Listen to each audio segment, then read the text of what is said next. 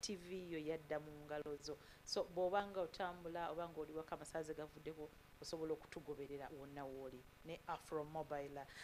Olwaleero nga bwe nabagamba twasalawo tubatuuseeko obuweereza okuva yonna. Leero ndi Hoima High Court Circuit. Ngenda kukola n'abakulu abatwala kkooti eno ey'e Hoima. Twabagamba tubeera nnyo e Kampala ne tubaleetera abeeka naye tugambe katugenda ku kantwe tulabe bye mugamba bye mwogera nti mmwe balamuzi tebabafaako kituufu, naye Abannayuganda mulekereyo okuwaayiriza. Abantu bano bakola emirimu ate bakeera mu abataagala kujja eno. Katubuuzeeko omukulu atubuulire enkola ya wano ku High Court y'e Hoima eringa ey'e Kampala, abantu bafuna justice awo wennyini we tugenda okutandikira. Nsanyusa okulaba ssebo. Nange nsanyuse nnyo okulaba. Buuzaako abatulaba. Tesitesi waffe. Abatulaba nsanyusa nansonyi olulimi. Naye tujja kukwasaganya mpola mpola. Nsanyusa obalaba. Tweyanziza nnyo Salama TV okujja eno tukyalirako okumanya bye tukola, obuweereza bwe tubutambuza. Nakyo kituyambako okufuna feedback mu bantu baffe be tusaavinga. Amanya gaffe. Amanya gange nze bamuyite Emmanuel. Nze ni assistant registrar. Nze akulira kkooti eno, si kukulira naye nze administrator. Akwasaganya ebya kkooti ya High Court e Hoima. Mukama wange waali the judge, the resident judge, but he's busy in court, but it is good that we've had an engagement with him. Abantu baffe abatumidde gyali mulungi. Obula baffe mulungi Alex Salam TV, njagala kugamba amakooti gano galina open door policy era buli lujju lw'osanga wano luli open era n'aba staff nabo bali so receptive. Kati gwe agenda agamba nti mbwa kooti tezifa ku bantu oba olimbyemukko ate buli obu bamufa on a personal level. That is one thing kyensiimyeko mu kooti zonna ze tutambuddemu wane e Uganda. Luli twali Masindi, leero tuli Hoima, n'amakooti ge tutambuddemuko olaba nti there is that open door policy, buli omu bamufaako one on one. Katutunuulire ku High Court y'e Hoima. High Court y'e Hoima yatandika ddi ow'ekitiibwa? Neyanziza nnyo. High Court y'e Hoima yatandika mu mwaka 2022 era kkooti eyo yava e Masindi ne bagulawo saketi eno olw'okuba gezaako okuleeta obuweereza y'abantu. Tunajjukira nti abantu batambulanga engendo mpanvu nnyo okuva e Kagadi, okuva Kakumiro okugenda e Masindi. So that informed the opening up of this circuit to bring services near the people, and since then tubadde tukola tuweereza abantu. High Court eno kuba yasalibwako e Masindi etwala ebitundu nga Hoima City, Hoima District, etwala Kikube District, netwala Buliisa District, netwala Kakumiro, Kagadi ne Kibaale. Zezo districts ezicovering a Hoima High Court circuit. Era mulimu abantu bangi betuweereza different types, but most importantly, you know Hoima is a oil city. Erimu projects, activities nyingi. You will know later that one of the issues that have arisen out of that are land conflicts. Naye another group eri mu bantu betuweereza, the refugees. You know Hoima is like a border district. It is one of the host districts of Uganda. Yes. Though Kikube was cut off Hoima, naye okuva eno yonna, that community is here. We serve it, we work with them because they are being hosted in this circuit. Yes. Okay. Tutunuulire ogambye area code eno ndaba nnene era luli yali Masindi. How has the immigration of data been easy for you? Kubanga kati kyemmanyi you are not yet on ECMIS. Yes. What challenges zimuze mufuna ku immigration kuva ku Masindi circuit okudda ku Hoima circuit? First of all, jagala kugamba abatuwuliriza nti just a brief nti okuva kkooti bwe yatandika mu 2022 twaka disposing of cases 2019 cases, if I got my statistics right. Then ne tubeera ne pending kuba pending eyo nene over 1905 cases. Okay. That is 1905 cases eziri pending. Now those are handled by judge omu. Yes, oyina judge omu ku station ne registrar omu. Yes, so tuli awo tukitetenkanya ezo zonna zikavaringa criminal most important has 536 beba accused persons baffe betulina mu makomera era under judge omu. Civil around 395, land which is the most important njogera kuziri pending around 808. Okay. Then family, yes. So bwe tutandika tugezezaako migration eno fe courts zino ezimu teziri ku ikimisinga bwogambye tukozesa CAS was the former analog system. way. Tesi analog as such. And compared to ICMIS, yes, compared to ICMIS, because ICMIS here online ebisinga. Yeah, true. CAS on yatuyambanga nnyo kumanya statistics, covering files, kuingizamu not a lot of information, Okay. but some information entered, especially about statistics of the file. Now, in terms of migration, tugezezaako one, CAS yennyini nga CAS yalimu component y'okubuulira nti eno file ey'okumigrating automatically. File ezimu ne zivaayo ne zijja. Now, where we've encountered a challenge ebadde ku file ezaali completed. Weze ziri completed ezimu tezaaliyo. So omuntu aba ayagala apiiru, omuntu kati tuli mu era ya expire of letters of administration. Yeah, true. Ezisinga files ezisinga grants ezisinga bazikolera Masindi. But I want to thank my colleague in Masindi, yeah, and the entire court nti tugezezaako okukolagana. Bwe zijja wano nga teriiwo, I write to her, she sends those files. Yeah. Yes, so we've tried to manage, and I don't think we've had a big problem in that process of migration. Yes. Are we getting this migration yatufunyisizaamu anti abantu balina omuze efayiro yange yabuze, efayiro yange bagikwese? Are we getting those cases here due to that migration engeri gye tutali ku ICMIS?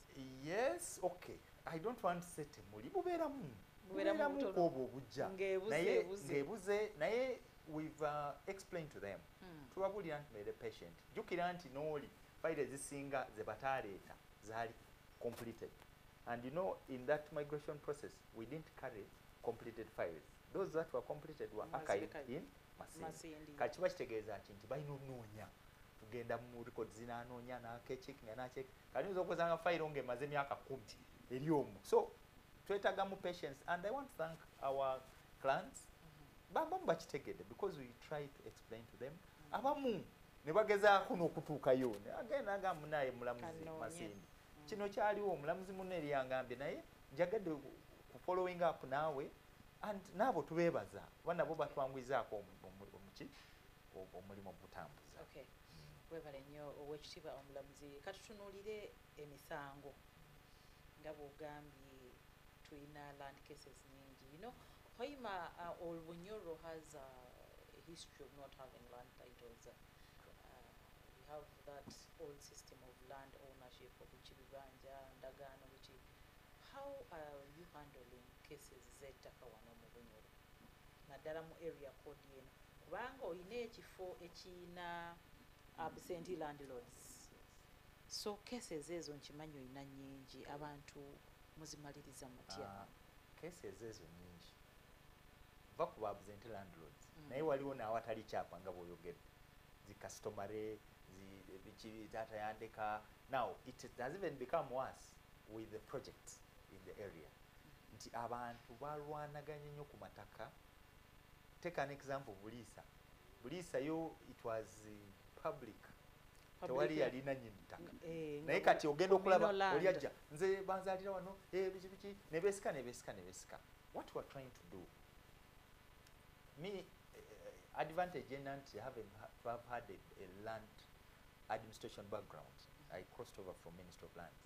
So somehow ndinamuko ka idea akaako nti abantu webajja, you look at a file n'ogisomamu n'oyitamu with your knowledge, with your background, n'obasooka n'obatuuza. One thing we've tried to do before even we think of a hearing is to make people sit down and discuss the issues that they brought to court in terms of alternative dispute resolution. Okay. Tugezezaako nnyo gikozesa especially mu land, and it has paid off.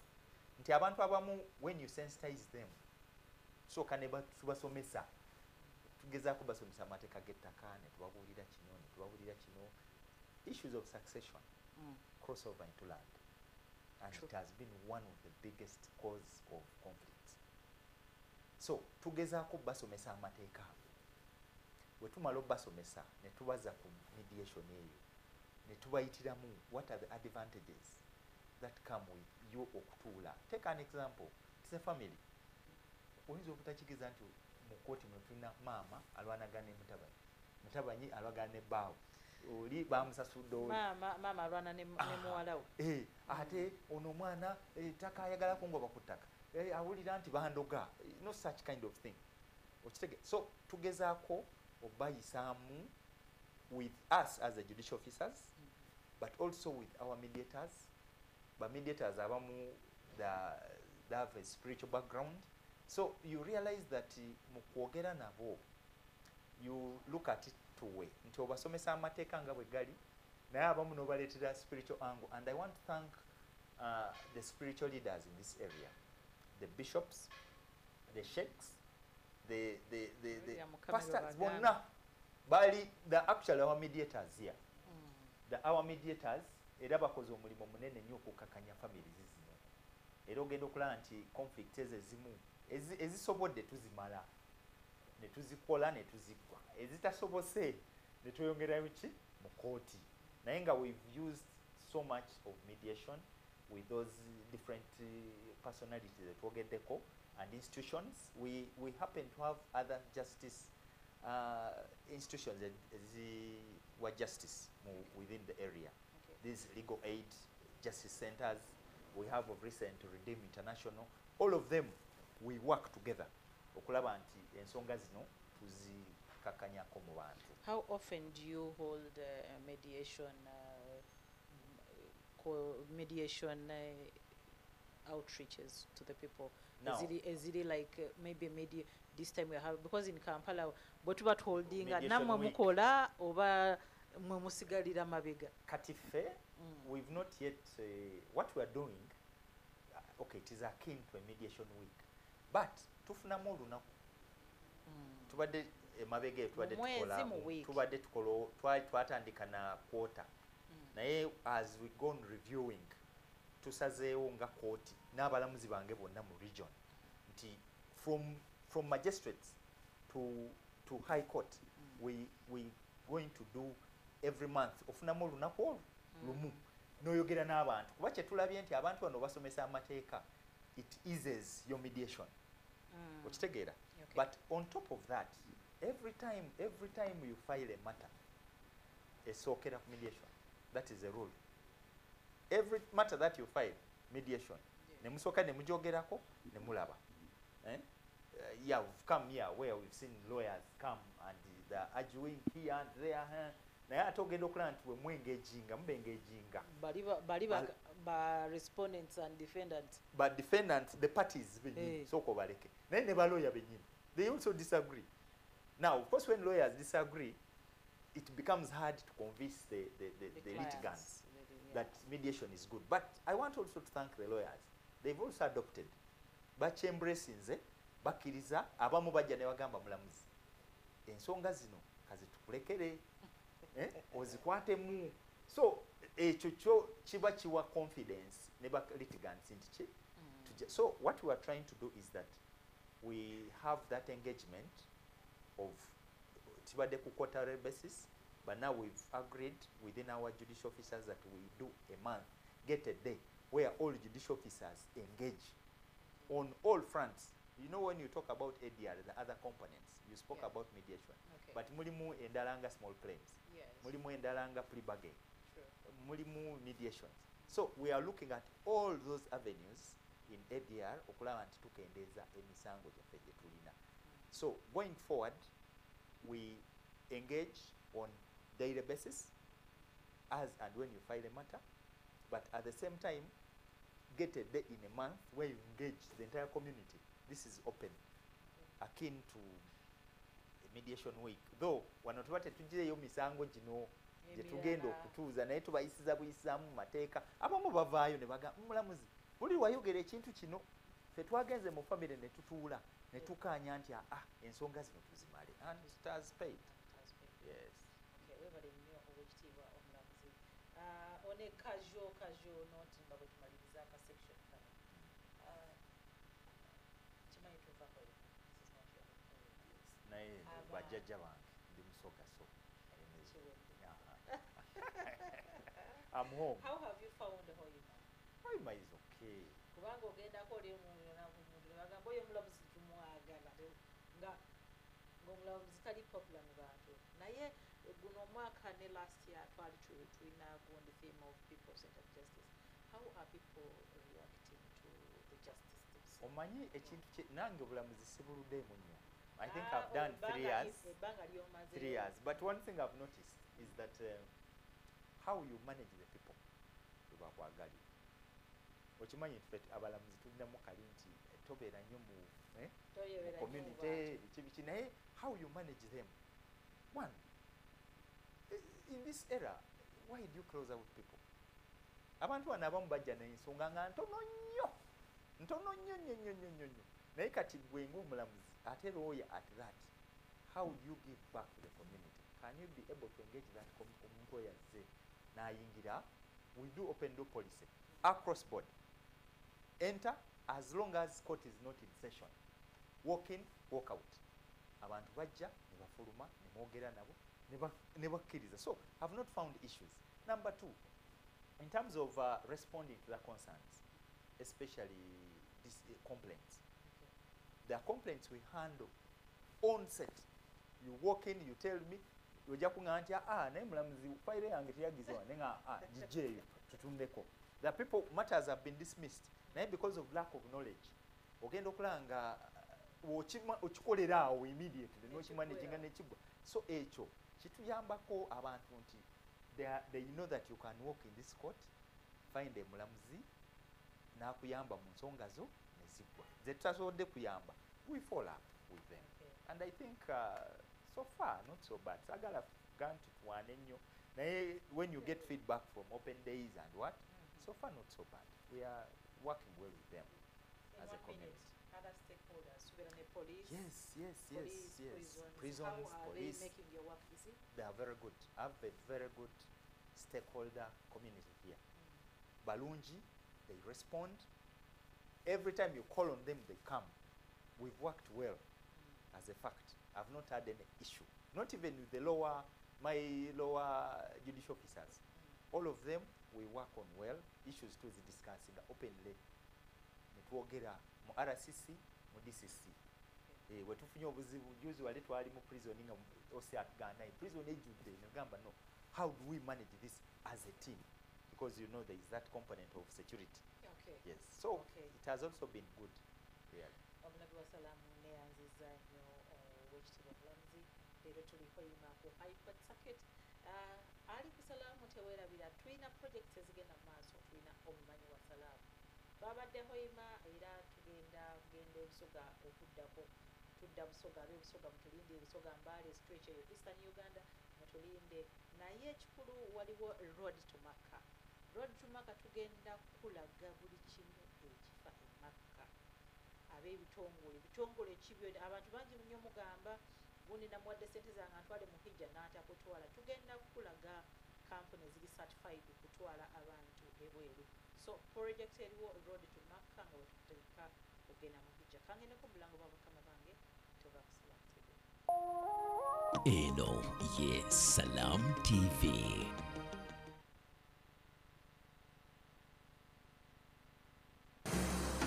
Sad moments, and more especially death, are inevitable, but malaria deaths do not have to be one of them. Do not regret. The power to chase mosquitoes lies in your hands. Mosquitoes lead to death. One bite could cost you everything.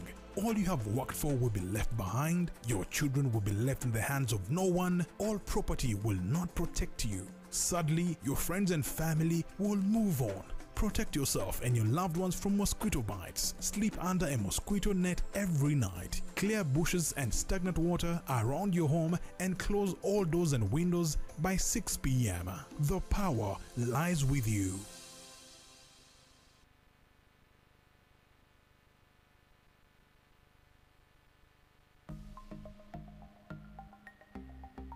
Better steady, be better. Amanya gange bampita Omugisha Perez kolera wane Bukoto Katale kola ku mobile money. Abantu mwena abakola ku mobile money ekyenjagala obategeezaako waliwo abafeere abatera nnyo otukubira amasimu obeera onolaba omuntu ng'akukubidde essimu n'akugamba muno nze nva mu MTN service waati mbu manya essimu yo tugenda gisalako ku netiwaaka tebanja bankubidde nabannyonnyola nti no bava mu MTN naye nga si be batuufu bafeere. Teri muntu yenna asobola okubuuza pin number. Pin number ebeera secret code, ebeera secret pin. Tolina omuntu wenna gw'olina osharinga nayo pin number yo. Beera steady, be better. In partnership with Uganda Communications Commission and NBS. 2026 is calling and your voters are watching, listening, scrolling and streaming. Ready to lead? Then it's time to be seen, heard and remembered. Next Media is your campaign partner. From TV to radio, digital to mobile, even influencer power. We get your message everywhere. Whether you're running for MP or local council, it's your time, your voice, your victory. Book your space now with us on 0761 001 890.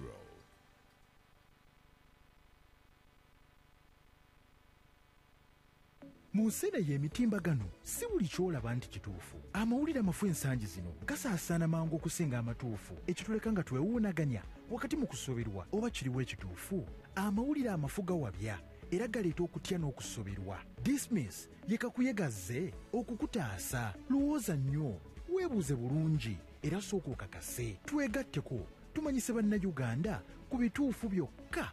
Dismiss, weebuuze, noonyereza, okakase. Ffenna awamu tulwanyise amawulire amafu.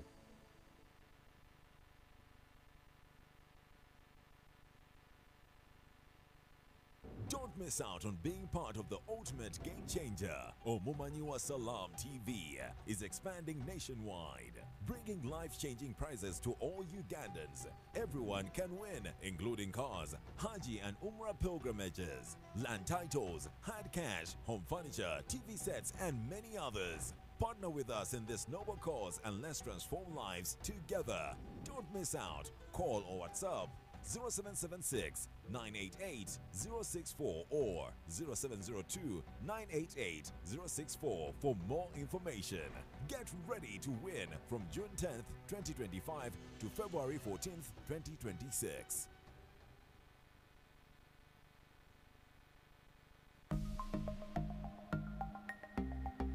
Better steady, be better.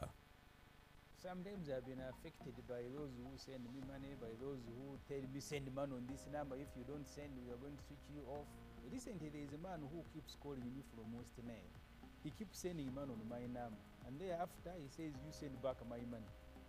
Yet when you are sending money, the name of the person you are sending it to, this guy, I hope he's watching. This is like the fourth time. I have sent my money on your number by accident. Please, can you send it back? He said, is this security? So you have to be very careful, follow the process, and then master them. Let them not be in a hurry, and then be extra careful. Better steady, be better. In partnership with Uganda Communications Commission and NBS.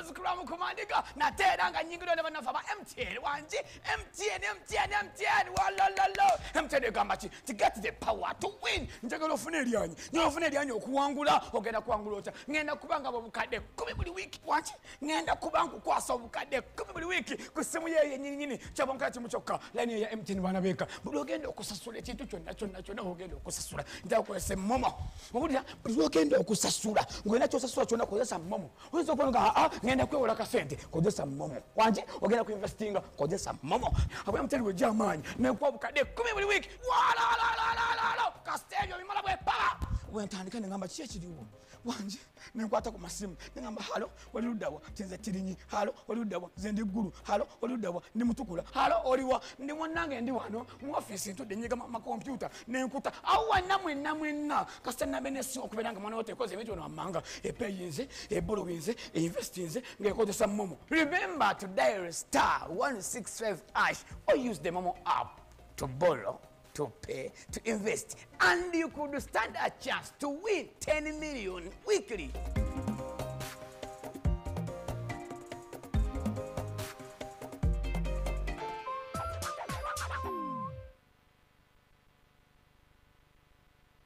"2026 is calling and your voters are watching, listening, scrolling and streaming. Ready to lead? Then it's time to be seen, heard and remembered.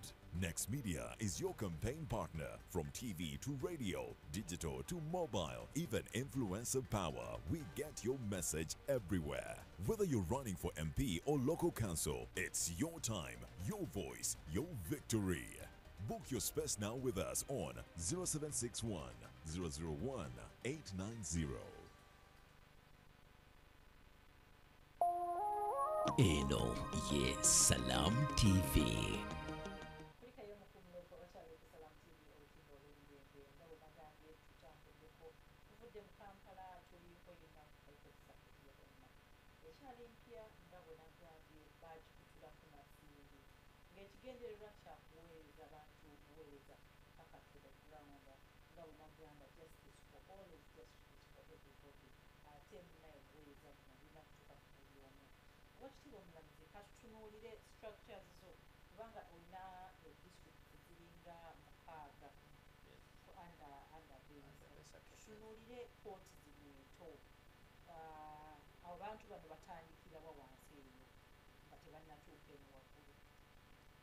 Kati first of all Kkooti zino ento etteeka lyaffe lyeritulambika lyeritugaidinga nti naagenda mu magistrate grade 1 naagenda wa chief naagenda mu high court.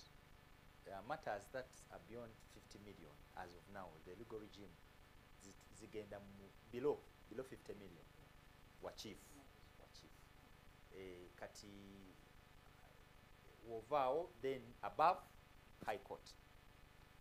Era tubagamba abantu nti oba olese ettaka waliwo abajja nti nakibanja naye nga akabanja okatunuliramu tekagweza million 5. So nabo wetunulamu tubagamba, but most importantly that law guiding, but also wansi eno waliwo ba chief wova ku registrar wadda kuwa chief magistrates.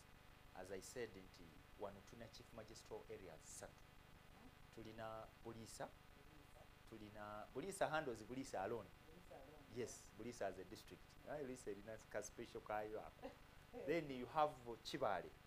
Chibale handles Kakumiro, Kagadi. Chibale chief magistrate area handles Kakumiro, Kagadi and Chibale itself. Then you have Hoima, Hoima High Court, which handles Hoima and Bulisa.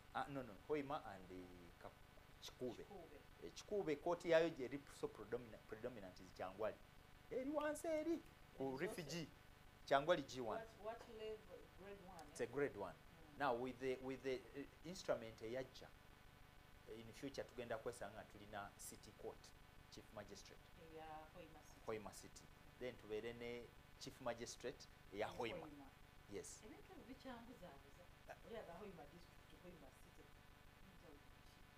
Kati city ne district mu local government setting they're the same. They're the same level. So every district egenda kuba ne chief. Tetunatuukayo but plans are on. You know, we rolling out judiciary is rolling out mpola. So abantu abo abali eyo wansi, the lower courts have tried to manage those matters that fall within their mandate, but not to say they are not supervised. Whatever they do, as a registrar, I'm also an inspector mu circuit, I must know what is happening wansi. So nti omuntu ne wabanga badde n'ensonga wansi eyo nga tamatidde asobola okujjawa n'abuulira. So as an inspector, mubuuza chief, how have you managed this? Have you responded to this query? Even a grade 1, because kati tulina grade 1 court in Kakumiro, tulina grade 1 court in Kagadi, tulina grade 1 in Bulisa, tulina grade 1 in Chibale, but as I said, all of them are handled based on their jurisdiction. You cannot exceed what you cannot handle. So every judicial officer has to ensure that justice is rendered to the people there. Where they are not satisfied, they are free to come to the High Court and raise their concerns. And definitely High Court will respond. Of course, they can also go to Kampala, but being in the circuit, they come because they are the nearest. Yes. Then another thing, let's look at, we've been seeing Abasira back to Shima for public courts. Then we have these LSC1 courts. How effective is that system in operations? Public courts ekituufu kyennyini. Teziri operations. Teziri. Naye buyambyeko. Waliwo n'omusango gwendina wano. Aniligowe. Yeah, they do. And we recognize that's why we decided to use these religious leaders, the sheikhs, especially okumanajinga ensonga ezo eza mediation, bufumbo, mbozi kyezo. Bayambye nnyo nti before they come here, they've managed those people down. And they baba happy because they are their religious leaders. Baba tuza ne baba yamba. LC courts, yes, zikola. Naye what we've noticed with them is that capacity building. Tebamanyi kyakukola. Olusi bagenda ne bayingira mu bintu bye batalingiddemu. But as we work with my chiefs who supervise those courts, now when we had a meeting, you need to spare time and go. But also, when we get time to go out, because we normally have outreach programs, tugenda mu byalo abeerusi abo tutuula nabo wofuna akadde omwengeginga ne mwogera nakubulira ebizibu bye kooti etambudde etya biki byonde. So we may not have a clear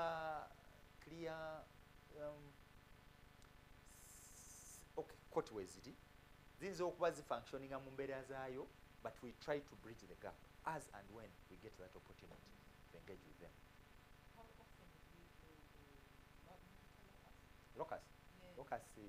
Locus tuzikola as and when. How safe are they? We've not had issues. Abantu omanyi locus eyo erina ekintu kimu nti oba ogenda ku locus kiba kinyuma nnyo abantu b'ogenda okukyalira obabuulira kyogenda okukola. So when you go there at the point otuukirawo they know, you don't find a problem because genda okole kyolina okukola oveeyo ogenda togenda kusala kukola delivering a judgment. No, you're observing, or possibly the judge, you're taking evidence, or the other judicial officer, you're taking evidence on at locus, and you're done. But most importantly is sensitizing them on what you're going to do. Si kugwawo gwe ntinze mu locus pa muje. We go through the structure, we inform the LCs, we inform security notifies them. So by the time you get there, you know they're expecting you and you have a good engagement with them. Let's look at issues of evictions because we have had a few, especially in these around those Project areas. Yes. How have you handled evictions? Evictions is of course in most times kanjogere ku court. In most times ogenda kukola eviction arising out of the court order. Naye bw'ogikola olina okuba guided, bw'ofulumya order olina okuba guided by the rules guiding eviction ng'omulamuzi. Now, if I'm going to order an eviction, in most times ogendayo n'olaba kiki ekiri ku ground, bantu kwe bali, kuliko ki, abantu balina amayumba, how many people are affected, because it informs. I mean, si kubeera bweze n'okuba ekintu ki genda ogobe. So as courts, we've used the system nti ogenda kuba eviction ezisinga eza high court zitandikira ziva wa registrar. So ogendayo nokola locus visit nolaba ekiriko.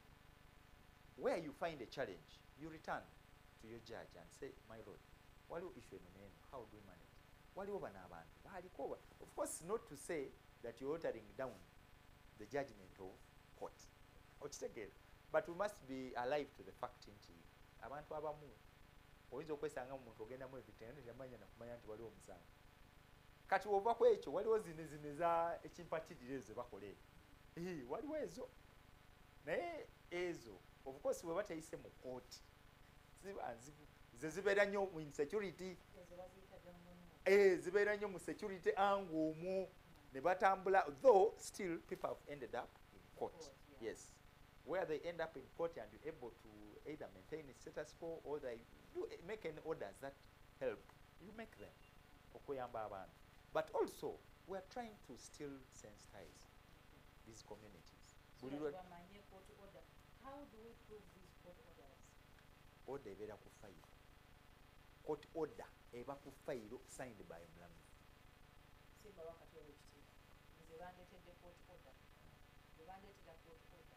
Ng'ambadde simanyi buli n'omusango. Yes. Ngendawo okuprovinga nti court order. First of all, ekisooka kinene. Rules zaffe zigamba nti bw'oba one victim omuntu osooka n'omuwa notice between 90 to 120 days. 90 to 120 days. Eviction guidelines 90 to 120 days. So era omulamuzi ono weba order ya kooti omulamuzi eyo notice ayina ogifuna ate olina ogisavinga on all the people there n'obabuulira nti bannange eno kigenda kubeerawo. Now najja kat now the issue is if you are party to the case, what is this order intended, I mean this notice intended to tell you? Ekubuulira nti waliwo ekijja. So wewe waliwo ekijja genda weerwaneko, genda oprovinge nti gwaliyo. Number 2, genda omulamuzi oba tomanyi kyakola omubuuze nkola ntya. Genda owa looyawo omutwalire ekipapula ekyo. Lawyer ayinza okujja n'acheckinga fayiro n'asomamu n'alaba n'amanya omuntu ono muyamba ntya obutamugoba ku ttaka. Bw'aba alina ensonga addayo atya mu kooti. Bw'abanga tebamusavinga, what is the remedy available? Ebintu kuba amateeka ge tukozesa gonna, they address all these issues. Whether you serve, whether you're not a party, whether you what, the law addresses them. So the point is, how do I get to know that there is this problem and where do I go? Yes.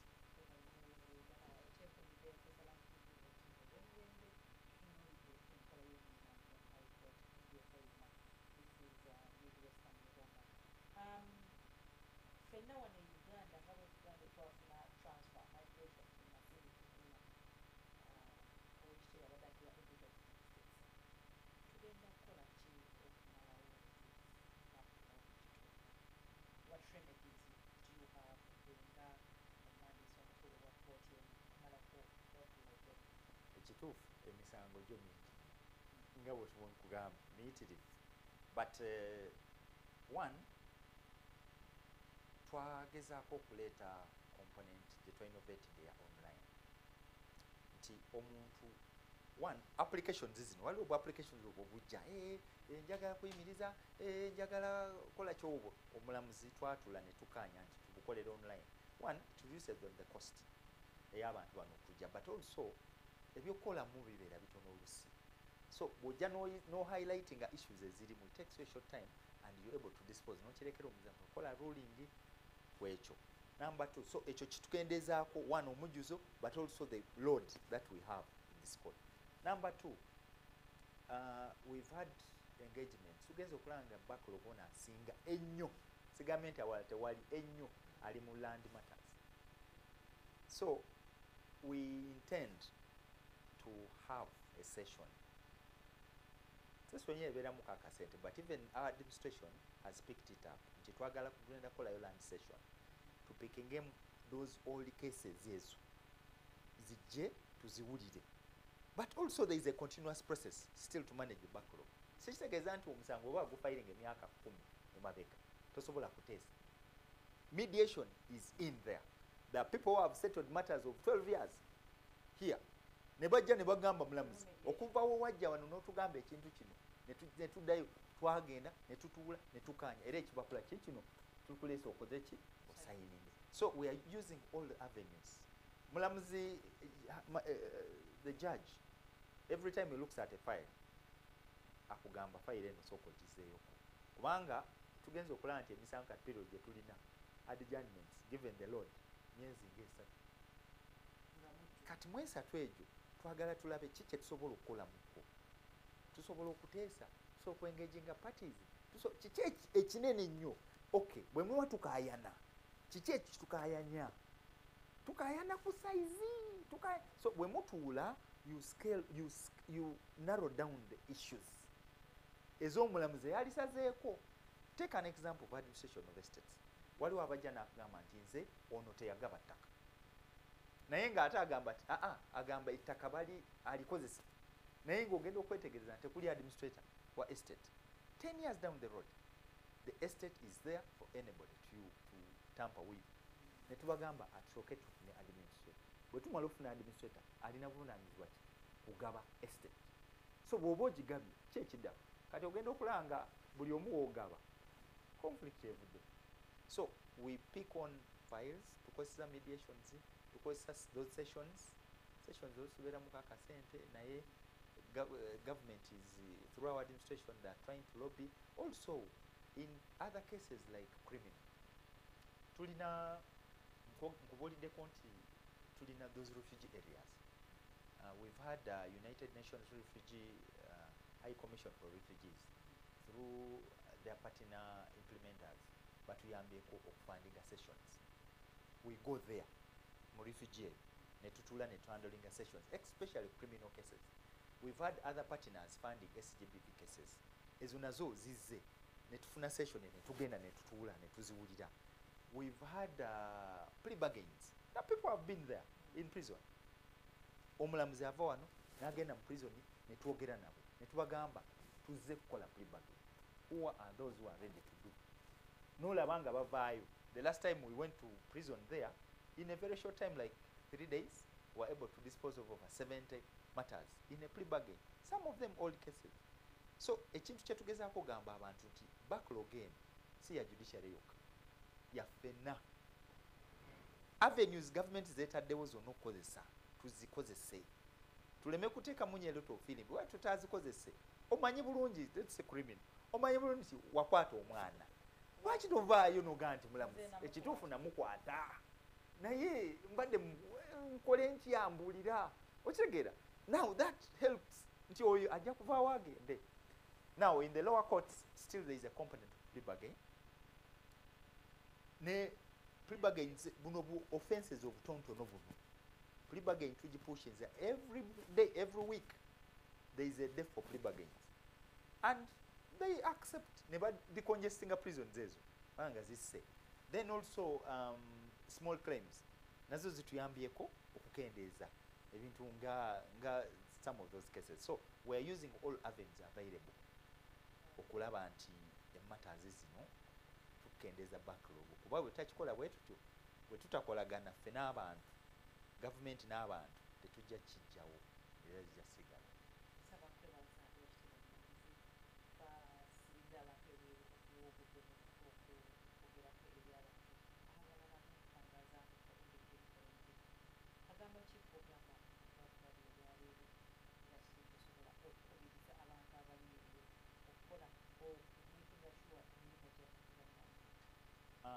Neyanziza nnyo salaamu kuba these opportunities mutuwadde obudde okwogerako n'abantu naye kyengamba abantu baffe nti omulimu gwa kkooti si gwa kkooti yokka oba balamuzi. Tulina okukolagana ne abantu mmwe abatuwuliriza okulaba nti tugonza emirimu. Buli gavumenti ekintu kyegezaako okuteekawo si kuteekawo kumala budde bakuliira mu ssente ng'abamu bwe bagamba. Bateekawo kuyamba mmwe naffe kkooti egonze tutuuke ekiseera nti emisango ng'otuuka ku kooti nga maybe tewalina bantu. So zino avenues eza ADR tuzikozese tujje. Bw'oba tokitegedde, bw'obanga olina ky'obuuza, kooti zedda tezikyaliwo ez'abalamuzi mulabire n'enzibuka emisinde. Abalamuzi ab'ennaku zino otuuka n'oyingira, abamu tubeerako n'amazzi ne tukuwa n'onywako, abamu batya mu amazzi n'atya. So njagala mbasaba tukolaganire wamu tulabe nti tugonza emirimu gyaffe, tuleme kubeera ngaetwekalakaasa mulamuzi oyo kesi yange bagigobye kireka yalidde ssente. Omulamuzi akolera ku mateeka. Mufoloyinga emisango gyammwe, mwebuuze kooti weziri. Abantu bangi nnyo mu kooti, tetukyalina mulamuzi omu mu region wano. You appeal so many avenues. Ate si lutalo. I've told the people here nti bwe mubanga mulemeddwa okukaanya, don't fight about anything. Don't go and evict the person. Muleka abeerewo. Kooti weba ewadde order, respect the order, because the order is intended to keep law and order and security and keep you safe. Bw'obanga olwanyira ttaka ng'oli atudde ku ttaka, muleke kuba yaliwo. Bwe bali musinga bajja mugo akuliyirire n'okuliyiri. So kooti naye erina obuntu obwo bweteeka mu costs biki okulaba nti stopping those unwanted cases. Era mwe abaleeta emisango mu kooti ng'omanyi nti oleeta kumalira kooti budde, nammwe tujja bapanishinga musasule costs. Ate kisinga okutabula munnaye nti bw'otuuka ku time nga omuntu bamuwadde costs nomala otakisinga bill n'alemu osasula, bamulinyisa baasi, looya we n'amugamba kale tujje tulabe, tujja kulaba. Kati weerabira nti omusango guba gugwo, teguba gwa looya. So gw'omanyi abajja mu kooti mwe abamanyi ekituufu kyogere. Omulamuzi oba owulira ng'oyagala mugambe mbadde nsaba nkubuulira ensonga zino otuyambe, kuba tuliwo bayamba, tetuliwo balumya mitwe, tetuliwo kukola ki, tetuliwo kukola ki kyonna. So tweyanziza nnyo tuwuliriza, tweyanziza nnyo obudde Salam TV ne NBS tusiimye for the partnership. Tusaba nti bwe muba mufisiza era akadde mukatuwe nga mutera okukatuwa buli kaseera. Tweyanziza nnyo.